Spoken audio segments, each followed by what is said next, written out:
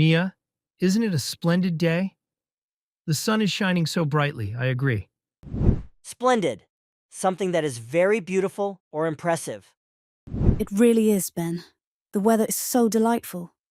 It's the perfect day to be outdoors. Delightful. Something that brings great pleasure or happiness. By the way, do you have a favorite season? I do. I adore spring. The flowers bloom so beautifully, and the air feels fresh and new.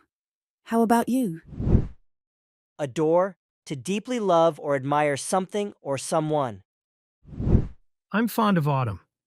The leaves turn such vibrant colors reds, oranges, and yellows.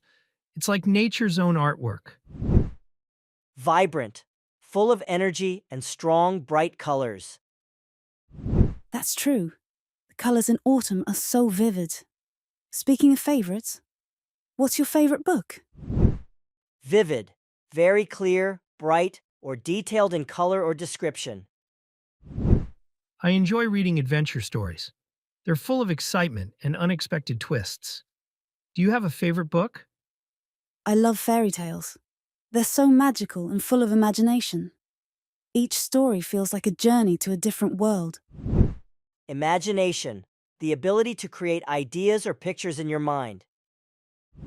That sounds wonderful.